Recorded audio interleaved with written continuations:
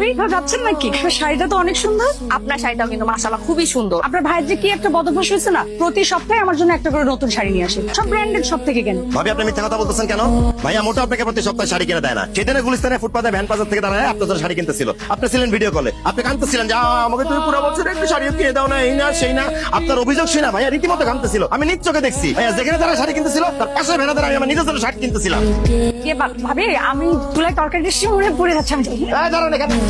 আপনাদের মতো মহিলাদের জন্য যুগে যুগে বাংলার ঘরে ঘরে আগুন জ্বলতেছে। মিথ্যা কথা বলেন না, মিথ্যা কথা বলে শাস্তি তো পাইতেই হবে। আপনারা তো সামনে পাইয়ে গেছি। তানিয়া ভাবির গালে টাস টাস করে দূরে থাপ্পড় দাও, আমি দিলে তো আবার নারী নির্যাতন মামলায় কেস খেয়ে যাবো। একটু শান্ত হও। হ্যাঁ ভাবি, ভাবি আমি রিয়েলি সরি ভাবি, আপনি প্লিজ ওর কথা কিছু মনে করেন না। আপনার দাঁড়ান এখানে। কিছু মনে করো না মানে? আমি তোমাকে থাপ্পড় মারতে বলছি, তুমি থাপ্পড় মারো, নাহলে আমি তোমার বক্সিং মারা দাঁত মা তাওলাই দিব। এটা থাপ্পড়, এটা থাপ্পড় তোর স্টাইল। মিষ্টি কথায় কাজ হবে না, ভালো কথা তোমার কানে ঢুকতেছে না। তোমারে আমি কোনো দাওয়াতে যাওয়া যায়নি, যা একদম বাসে গিয়ে বসে থাকবি। কি ব্যাপার মামা, তুমি আমার দিকে তাড়াতাড়ি রিক্সা ঘুরে ফেললা কেন? হইতেছে কি, হঠাৎ করে গ্যারেজের একটা কামরা খেয়েছি তো মনে পড়লো, এলাকা রিক্সা লয়ে গ্যারেজ দিকে যাইতেছিলাম, আর কিছু না।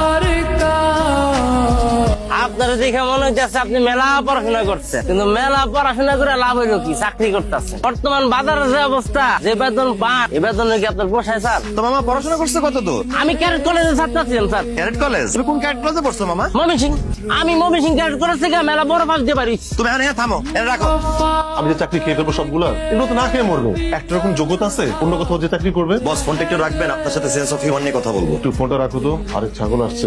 এক্সকিউজ মি বস, আমি ইঞ্জিনিয়ার, আমি কোনো ছাগল না। ইঞ্জিনিয়ারিং পাস করার পর এখানে জয়েন করেছি। আপনি আমাকে কোনো প্রজেক্ট কোঅর্ডিনেটরের দায়িত্ব দেন নাই। আপনি আমাকে বিজনেস ডেভেলপমেন্ট সামলাইতে বলছেন। আমার কোনো বেতন বাড়লো না, আমার কোনো প্রমোশন হলো না। বেতন বাড়লো মিস শ্রীতার, প্রমোশন পেলাম মিস স্মিতা। তারা আপনাকে আরাম দিতে পারে, আপনার বিদেশ সফরের সঙ্গী হতে পারে। প্রকৃতি তো আমাকে সেই যোগ্যতা দেয়নি।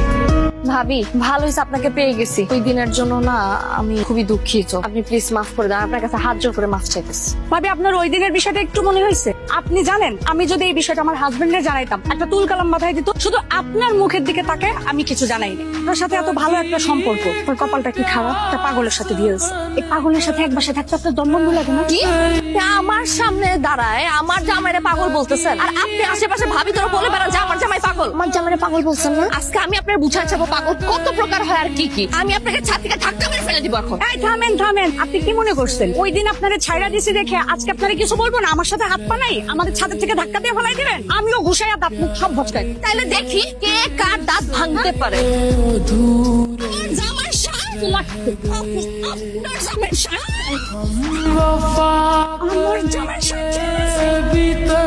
আসসালামু আলাইকুম। আমি আইনের বিচারতেছিলাম, আইনে আমার বাসা যতদিন করে আইসু, কি ভালো একটা মানুষ। সালাম ছাড়া তো কথাই কই না, বৃষ্টি হয়ে কথা কই। বাইরের কটা মানুষ আমার লগে আইনের ব্যাপারে আলাপ করে, কয় কিতা বলে মানুষের মারুন, খারাপ ব্যবহার করুন, এটা কয় কেরে? ভাইয়া এই কথাগুলো আমার কানেও আসছে, কিন্তু আমি খুব একটা গুরুত্ব দিই না। আর এইসব বলা মানুষদের বিরুদ্ধে আমার কোনো অভিযোগও নাই। আপনি যদি কখনো মনে করেন আমার কারণে আপনি বিব্রত বোধ করতেছেন, আমাকে বলবেন, আমি জাস্ট বাসাটা ছেড়ে দিব। ও ভাই, এটা কিতা কইলা?